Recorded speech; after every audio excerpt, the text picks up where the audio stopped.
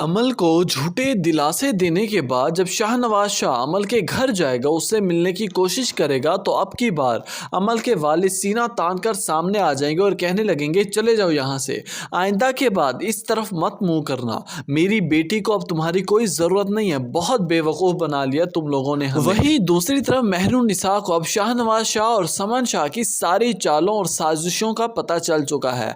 अब वो इस तरह से खुद को मजबूत कर देगी, अपने किरदार को इस तरह से नुमाया करेगी कि किसी को भी अपने ऊपर हावी ना होने देगी, क्योंकि अब महरू को इस बात का अंदाज़ा हो चुका है कि अगर मैं यहाँ पर कमज़ोर पड़ गई या फिर मैंने अपने अंदर कोई भी ढीलापन रखा तो ये लोग मुझे जीने नहीं देंगे, मुझसे मेरा मकसद छीन लेंगे। यहाँ पर मेहरुन्निसा अपने लहजे में थोड़ी सी तलखी ला कर आएगी। समन शाह को तो पहले दिन ही इसने करारा जवाब देकर उसकी मुँह की बोलती ही बंद कर दी। दूसरी तरफ शाहनवाज शाह ने जो मुतालबा रखा है मेहरुन्निसा के सामने, इसे फ़ौरन ही रिजेक्ट कर देने में महरू देर ना लगाएगी। कहने लगेगी, अगर तुमने मुझे छोड़ना है, फारिग करना है, तो आज अभी और इसी वक्त कर दो, मुझे कोई ज़रूरत नहीं है, ना ही मुझे कोई शौक़ है तुम्हारे साथ इस तरह से पूरी ज़िंदगी गुजारने में। जबकि समन शाह बारहा शाहनवाज शाह को ये बात जतलाती रहेगी कि ये बीवी तुम्हारी इस घर की बहू नहीं है, ये सिर्फ तुम्हारे निकाह में है, चंद दिन चंद अरसे के लिए।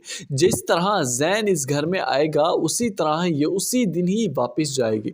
मैं इस लड़की को अपनी आंखों के सामने इस घर में मजीद ज्यादा नहीं देख पाऊंगी। शाहनवाज शाह वक्त गुजरने के साथ साथ महरू को अपने दिल में बसाने लगेगा, क्योंकि महरू अपने जगह खुद ही शाहनवाज शाह के दिल में घर कर लेगी। आने वाली चंद ही साल में आप देखेंगे कि शाहनवाज शाह समन शाह यानी कि अपनी वालदा के मुखालिफ हो जाएगा। जब समन शाह का मफाद पूरा ना होगा, जब उसकी बात पर पारसाई नहीं की जाएगी, तो समन शाह अपने बेटे को क्लियर कट कह देगी कि अगर तुमने इस लड़की से ही ताल्लुक़ रखना है तो फिर तुम्हें अपनी माँ से ताल्लुक़ ख़त्म करना होगा, क्योंकि मैं इस लड़की को अपने घर में अपनी बहू बना देख कर नहीं बर्दाश्त कर सकती।